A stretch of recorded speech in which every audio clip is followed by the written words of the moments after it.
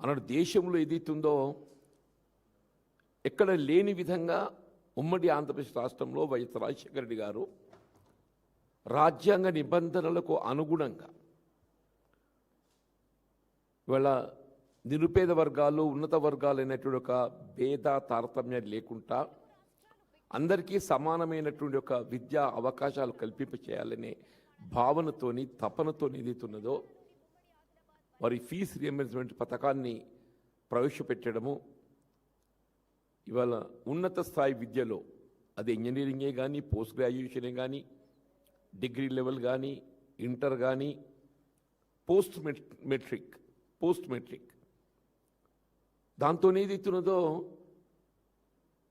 ఇవాళ లక్షలాది మంది టెక్నికల్ గ్రాడ్యుయేట్స్ ఇలా లక్షలాది మంది నిరుపేద విద్యార్థులు ఏదైతున్నదో విద్యా బోధన సదుపాయాలు పొంది వీళ్ళ ప్రభుత్వ పరంగా ఉద్యోగ ఉపాధి అవకాశాలు పొందటం ఏ మేరకు లభిస్తే ఆ మేరకు పొందడంతో పాటుగా స్వయం ఉపాధి పథకాలు పొందటానికి కూడా తోడ్పడ్డది. అది వీళ్ళ తెలంగాణ రాష్ట్రం ఏర్పడ్డ తదుపరి తెలంగాణ రాష్ట్రం తొలి ముఖ్యమంత్రి ఉద్యమ నేత కేసీఆర్ గారు ఏదైతున్నదో ఈ ఫీఎస్ రీయింబర్స్మెంట్ పథకాన్ని మరింత పటిష్టంగా అమలు చేయాలనేటువంటి ఒక భావన తలంపుతోని ఇవాళ దాన్ని ప్రతి నిరుపేద కుటుంబానికి ఏదైతుందో ఏ విధమైన ఆర్థిక భారం లేకుండా వీళ్ళు కేవలం కళాశాలలో చేరడం మట్టుకే విద్యార్థి బాధ్యత. కళాశాలలో చేరటం దానికి కావాల్సినటువంటి ఒక అప్లికేషన్ ఫార్మాలిటీస్ వరకు మాత్రమే విద్యార్థుల బాధ్యత. దానికి కావాల్సినటువంటి ఒక ఆర్థిక వనరుల సమకూర్పు ఏదైతుందో ప్రభుత్వ బాధ్యత.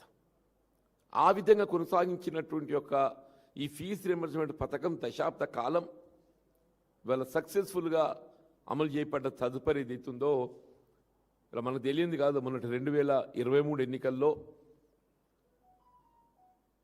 ఇలా ఆనాటి దశాబ్ద కాలం కేసీఆర్ గారి పాలన కన్నా ఇంకా మెరుగైన రీతిలో పాలన అందిస్తాం, అటు రైతాంగానికి సంబంధించి ఏదైతున్నదో వారు అమలు చేతలు పెట్టిన రైతు బంధు రైతు భరోసా అనే నెపంతో 15,000 రూపాయలకు మేము దాన్ని పెంచడం జరుగుతుందని చెప్పి పేర్కొనడం ఇవాళ ఈ చివరికి ఏమైందో మనం గమనిస్తున్నామని చెప్పి అంటున్నాం. చివరికి ఏమైంది ఇవాళ రైతుల పరిస్థితి మనం గమనిస్తున్నామని చెప్పి అంటున్నాం. అట్లాగే విద్యార్థులకు సంబంధించి కూడా మన కోర్టు మొట్టికాయలు వేసింది. ఇలా ఫీజు రియంబర్స్మెంట్ ప్రభుత్వం నిధులు విడుదల చేయలేకపోవడంతో ఇలా విద్యార్థులకు వారి యొక్క సర్టిఫికేట్స్ ఏదైతుందో ఆ కళాశాలలు విడుదల చేయలేకపోవడంతో అంటే వాటిని ఇవ్వలేకపోవడంతో ఏదైతుందో వాళ్ళ భవిష్యత్తు ఒక విధంగా అంధకారం అయిపోతుంది. విద్య పూర్తయింది, క్వాలిఫై అయిపోయినరు, వాళ్ళ భవిష్యత్తు అన్వేషణ కొరకు ఏదైతుందో కావాల్సిన సర్టిఫికేట్స్ కావాలంటే కళాశాలలు మాకు కావాల్సిన ఫీజు రియంబర్స్మెంట్ ప్రభుత్వంతో నిధులు విడుదల చేయబడలేదు కాబట్టి అన్లెస్ ఆ నిధులు విడుదల చేయబడితేనే కానీ మేము సర్టిఫికేట్స్ ఇవ్వడం అని మొండికేయడంతో ఏదైతున్నదో ఇలా విద్యార్థులు ఆందోళనకు గురి కావటము, ఇలా ప్రభుత్వం నిమ్మకు నీరెత్తినట్టు ఇలా కళాశాల యాజమాన్యాలు ప్రభుత్వంపై ఎంత ఒత్తిడి తేవడానికి ప్రయత్నం చేసినా కానీ నిమ్మకు నీరెత్తినట్టు ఇవాళ వాయిదాల పద్ధతితో మేము నిధులు విడుదల చేస్తామని చెప్పని ఇలా బొంకు చివరికి కళాశాల యాజమాన్యాలు ఏదైతుందో కోర్టును ఆశ్రయించటం. కోర్టు ఏదైతున్నదో కళాశాలలకు చెల్లించవలసినటువంటి ఫీజు బకాయిలు చెల్లించవలసిన బాధ్యత ప్రభుత్వంపై ఉన్నది. ఎప్పుడైతే ప్రభుత్వం చెల్లించలేకపోతున్నదో వీళ్ళ విద్యార్థులు వాళ్ళ సర్టిఫికేట్స్ కావాలని చెప్పి భావించినట్టయితే మరి వాళ్ళ తల్లిదండ్రుల దగ్గర ఆ బకాయిలు వసూలు చేసుకోవడానికి కొరకు కళాశాల యాజమాన్యాలకు ఆప్షన్ ఇచ్చింది. దాంతో ఏదైతుందో ఏ విధంగా నిరుపేద వర్గాలు ఆందోళనకు గురైనవి మనందరం గమనించామని చెప్పి అంటున్నాం. వీళ్ళు చివరికి ఏదైతుందో ఇప్పుడు మనకు ఈ 26-27 ఆర్థిక విద్యా సంవత్సరంకి వెళ్ళి 26-27 విద్యా సంవత్సరంకి వెళ్ళి ఏదైతున్నదో ఇలా పోస్ట్ మెట్రిక్ విద్యకు సంబంధించి గతంలో ఏదైతుందో విద్యార్థి ఏ విధమైనటువంటి యొక్క ఆర్థిక భారం లేకుండా ఫీజు చెల్లింపు లేకుండా కళాశాలల్లో ఉచితంగా చేరిక లభించేది ఇప్పుడు ఏమైపోయింది, మేము డైరెక్ట్గా విద్యార్థులకే మేము ఫీజు చెల్లింపు చేస్తాం. జీవో చిత్రంగా ఉన్నది. జీవో ఏమంటది, మేము డైరెక్ట్గా విద్యార్థులకు ఫీజు చెల్లింపు చేస్తామని చెప్పండి. ఆ ఫీజు చెల్లింపు చేస్తామని ఎప్పుడు అది నిర్దిష్టంగా లేదు. మీరు విద్యార్థులకు చెల్లింపు చేసే ఫీజు ఏదైతున్నదో మీరు సరైన సమయంలో చెల్లింపు చేయగలిగితే అసలు సమస్య లేదు. మీరు సరైన సమయంలో చెల్లింపు చేయలేకపోతూనే ఈ సమస్య అంత ఉత్పన్నమవుతుంది. ఇలా విద్యార్థులు ఆ నిరుపేద వర్గాలు ఏదైతుందో వాళ్ళ కళాశాలలో ఫీజు చెల్లించుకునే స్థోమత కలిగి ఉన్నట్టయితే అసలు ఈ సమస్య ఉత్పన్నం కాదు. ఇప్పుడు ఏమంటుంది ప్రభుత్వం చెప్పేది ఏంటి, జియో 7 వాట్ ఇట్ సేస్, వీళ్ళ పోస్ట్ మెట్రిక్ విద్యకు సంబంధించి వీళ్ళ కళాశాలల్లో చేరిక మీ బాధ్యత, మాకు సంబంధం లేదు. పోస్ట్ మెట్రిక్ సంబంధించి ఏ విధమైన కోర్సే కానివ్వండి, అది సాంకేతిక విద్య కానివ్వండి, మెడికల్ విద్య కానివ్వండి, అగ్రికల్చరే కానివ్వండి, డిగ్రీ కానివ్వండి, అది ఏదైనా కానివ్వండి చెప్పంటూ నేను ఇంటర్ స్థాయి విద్య కానివ్వండి, ఆ చేరిక మీ బాధ్యత, మాకు సంబంధం లేదు. దానికి కావాల్సినటువంటి ఆర్థిక భారం మీరే భరించాలి. దానికి సంబంధించిన ఆర్థిక భారం మీరే భరించాలి. మేమేదైతుందో మేము మీకు చెల్లింపు చేస్తాం. ఎప్పుడు చేస్తావు, అసలు వాడికి చెల్లింపు చేసే స్తోమతైన కలిగి ఉన్నట్టయితే అసలు ఫీజు రింబర్స్మెంట్ ఆలోచన ఎదుగుతారు మీదకి వస్తుందే. నీకు కనీస పరిజ్ఞానం కలిగి ఉండాలి. రేవంత్ రెడ్డి గారు ఏదైతుందో కనీస పరిజ్ఞానం కలిగి ఉండాలని చెప్పంటున్నాను నేను. మనం అన్నాడు ఎన్నికల ప్రణాళిక మనం ఏం పేర్కొన్నాం, మనం కాంగ్రెస్ పార్టీ అమలు చేసిన ఫీజు రింబర్స్మెంట్ పథకాన్ని ఇంకా మెరుగైన రీతిలో కొనసాగిస్తాం. ఇంకా మెరుగైన రీతి అంటే ఏంటి, విద్యార్థులను ఆందోళన గురి చేయడమే మెరుగైన రీత. ఇవాళ ఏదైతుందో నీకు నిజంగానే కేసీఆర్ గారి మీద ఏమైనా కోపం ఉన్నట్టయితే ఈ పథకాన్ని ఆరంభింపజేసింది వైఎస్ రాజశేఖర రెడ్డి గారయ్యా. కనీసం ఆయన మీద గౌరవంతో దాన్ని కొనసాగించు అని చెప్పి అంటూ నేను. ఈ పథకాన్ని ఆరంభింపజేసింది వైఎస్ రాజశేఖర రెడ్డి గారు. అన్నాడు కేసీఆర్ గారు ఏదైతుందో పథకం ఎవరు ఆరంభింపచేసినా ఇది నిరుపేద వర్గాలకు ఏదైతుందో తోడ్పడేటువంటి ఒక కార్యక్రమం కాబట్టి దీన్ని మేము పూర్తి స్థాయిలో మెరుగైన రీతిలో అమలు చేస్తామని చెప్పని అన్నాడు. శాసనసభ వేదికగా కేసీఆర్ గారు ప్రకటించి వీళ్ళు ఫీజు రింబర్స్మెంట్ పథకాన్ని ఏదైతుందో పటిష్టంగా అమలు చేయడం జరిగిందని చెప్పంటున్నాను. వీళ్ళు రేవంత్ రెడ్డి గారు ఎందుకని నీకు నిరుపేద వర్గాల కక్ష అని చెప్పంటున్నాను. రేవంత్ రెడ్డి గారికి ఎందుకు ఈ నిరుపేద వర్గాల మీద కక్ష అని చెప్పంటున్నాను. వాళ్ళకి రాజ్యాంగం కల్పించిన హక్కు కాదా ఇది? రాజ్యాంగ నిబంధనలు పాటించడం నీ బాధ్యత కాదా? రాజ్యాంగ నిబంధనల్లో వీళ్ళ విద్య వైద్యం ఈ రెండు కూడా ఏదైతున్నదో ప్రాథమిక హక్కులుగా చేర్చారు. విద్యా వైద్యం ఈ రెండు కూడా రాజ్యాంగంలో ప్రాథమిక హక్కులుగా పొందుపరిచారు. కాబట్టి ఏదైతుందో విద్య పట్ల ఏదైతుందో నిరుపేద వర్గాలు భేదభావన గురి కాకూడదు అనేటువంటి ఒక తలంపుతోని ఉన్నత వర్గాలతో సమానంగా బోధన సదుపాయాలు పొందే విధంగా ఫీజు రింబర్స్మెంట్ పథకాన్ని ప్రవేశపెట్టడం, అది వీళ్ళు నిన్నటి వరకు రాష్ట్రంలో రేవంత్ రెడ్డి గారి పాలన ఆరంభమయ్యేంత వరకు ఇవాళ పూర్తి స్థాయిలో ఏదైతుందో అది అమలుకు నోచుకున్నదని చెప్పండి. అట్లా వైద్యానికి సంబంధించి కూడా ఆరోగ్యశ్రీ దాన్ని మరింత పటిష్టంగా అమలు చేయాలని పెట్టిన కేసీఆర్ గారు అని చెప్పంటున్నాను. దాన్ని మరింత పటిష్టంగా అమలు చేయాలని పెట్టిన కేసీఆర్ గారు అని చెప్పంటున్నాను. ఇప్పుడు తెలంగాణ రాష్ట్రం ఏర్పడ్డ నాడు ఏదైతుందో 10 జిల్లాలతో ఉన్నటువంటి ఒక తెలంగాణ రాష్ట్రాన్ని 23 జిల్లాలు అదనంగా ఏర్పాటు చేసి, అంటే 23 + 10 33 జిల్లాలు ఏర్పాటు చేయడంతో ఏదైతుందో 33 జిల్లాలలో ఇవాళ వైద్య విద్యా కళాశాలలు, 33 జిల్లాలలో వైద్య విద్యా కళాశాలలు, ఈ వైద్య విద్యా కళాశాలలు ఏర్పాటు చేయడంతో ఏదైతుందో ఈ 33 జిల్లా కేంద్రాలలో సూపర్ స్పెషాలిటీ వైద్య విభాగాలు ఏర్పాటు చేయగలిగే అవకాశం, సూపర్ స్పెషాలిటీ వైద్య సేవలు ఏర్పాటు చేయగలిగే అవకాశం పొందడంతో ఎక్కడికక్కడ వైద్య సేవలు ఏదైతుందో నిరుపేద వర్గాలు ఉచితంగా వైద్య సేవలు పొందేటువంటి యొక్క మార్గాన్ని వీళ్ళ కేసీఆర్ గారు ఏదైతుందో మరి ఏర్పాటు చేయడం జరిగిందని చెప్పి అంటున్నాను. TIMS hospitals, Telangana institutes of medical science రేపు సనత్నగర్ ఆరంభం కాబోతుందని చెప్పి అంటున్నా. సనత్నగర్ ఆరంభం కాబోతుంది, వీళ్ళ వరంగల్ కాకతీయ ఆరంభం కాబోతుందని చెప్పి అంటున్నా. అల్వాల్ ఆరంభం కాబోతుందని చెప్పి అంటున్నా. అంటే అటువంటి కార్యక్రమాలు ఇవాళ కేసీఆర్ గారు ఏదైతుందో ఆరంభింపచేసి తెలంగాణ రాష్ట్రాన్ని ఏదైతుందో దేశంలోని అగ్రగామిని నిలిపితే ఇలా రేవంత్ రెడ్డి గారు ఏం చేస్తున్నారు? కేసీఆర్ గారు చేసిన మంచి పనులు కనబడకుండా చేయాలి. ఇప్పుడు ఎవరైనా ఏదైతుందో వీళ్ళ గత పాలకుల కంటే మెరుగైనటువంటి పాలన అందించి పేరు తెచ్చుకోవాలి. ఇలా గత పాలన కంటే మెరుగైన పాలన చేయడం నీకు సాధ్యం కాదు. గత పాలన కంటే మెరుగైన పాలన చేయడం నీకు సాధ్యం కాదు. కాబట్టి ఏదైతుందో గతంలో అమలు చేయబడ్డటువంటి ఒక రైతు బంధు సంవత్సరానికి 10,000 రూపాయలు ఇస్తే దాన్ని ఇప్పుడు 2 సార్లు దాన్ని నిలబెట్టి ఎగ్గొట్టేసిండే. ఇంకా ఇప్పుడు 3వసారి ఏదైతుందో ఎకరా 6,000 చొప్పున 2 పర్యాయాలు ఇచ్చిండు. అంటే 2 ఎకరాల పైబడడానికి ఏదైతుందో ఆ సమస్య లేదు. రుణమాఫీ 2 లక్షల వరకు అమలు చేస్తామని చెప్పంటే 2 లక్షల పైబడ్డ వాళ్ళు ఎంతమంది ఉన్నా కానీ ఆ 2 లక్షల రూపాయల వరకు రుణమాఫీ చేయాల్సిన బాధ్యత ప్రభుత్వంపై ఉంటుంది.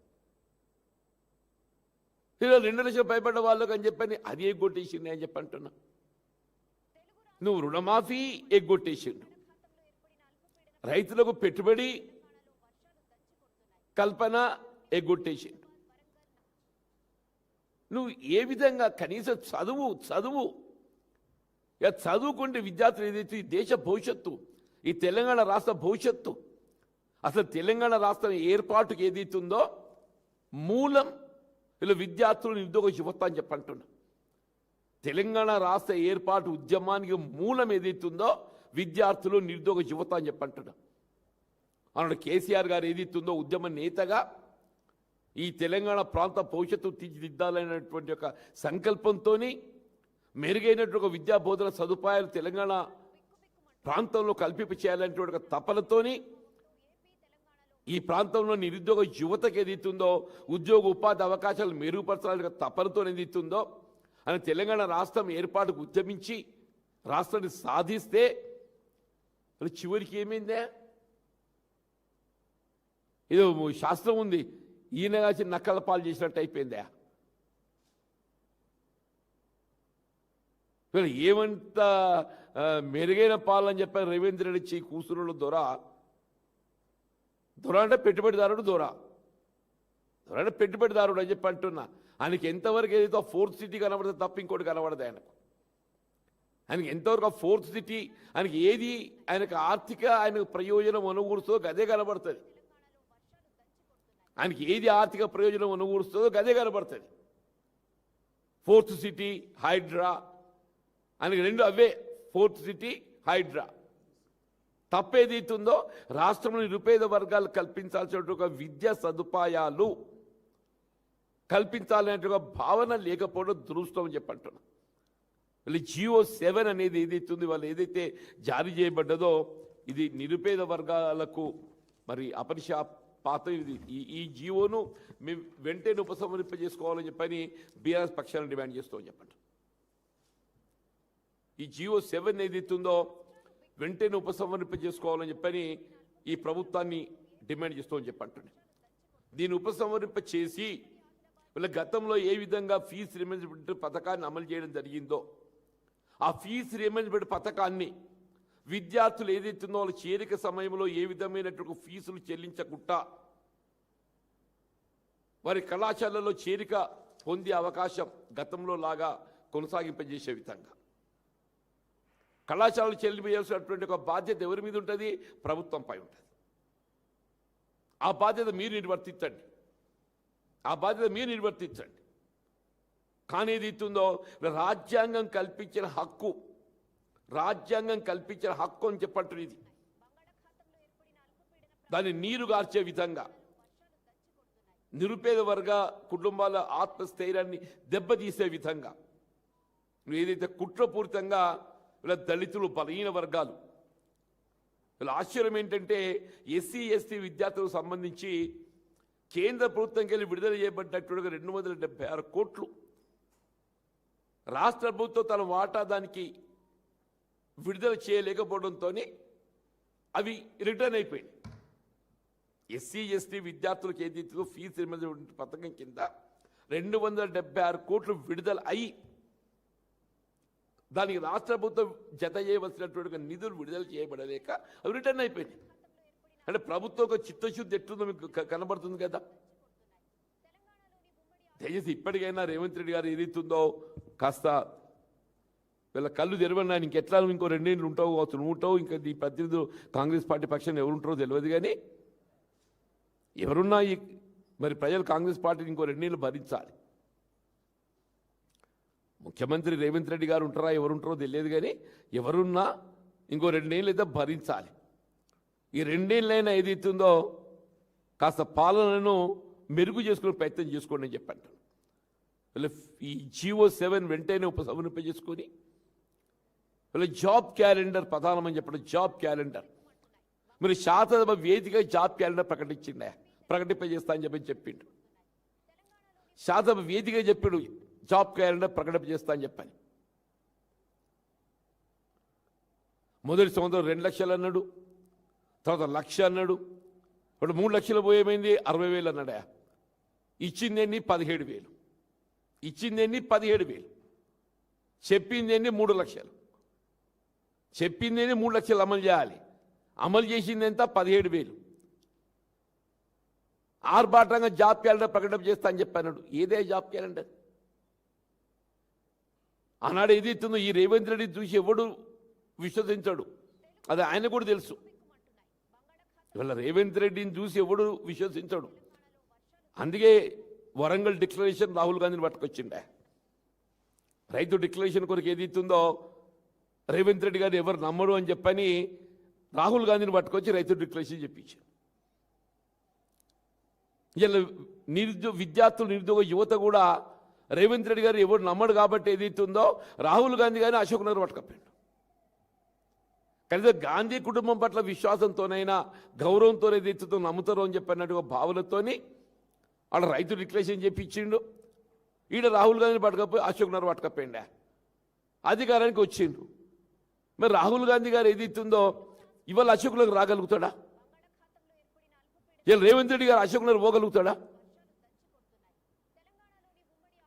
దయచేసి ఏదైతే ఏదైనా కానీ ఈ GO 7 వెంటనే దీన్ని ఉపసంహరింపజేసుకొని యథావిధిగా గతంలో ఏ విధంగా ఫీజు రీయింబర్స్మెంట్ పథకం అమలు చేయడం జరిగిందో ఇప్పుడు కళాశాలకు చెల్లింపు చేయవలసిన ఒక బకాయిలు దాదాపు 10,000 కోట్ల పై చిలుకున్నాయి. కళాశాలలకు చెల్లింపు చేయవలసిన ఒక బకాయిలు 10,000 కోట్ల పై ఉన్నాయని చెప్పంటున్నా.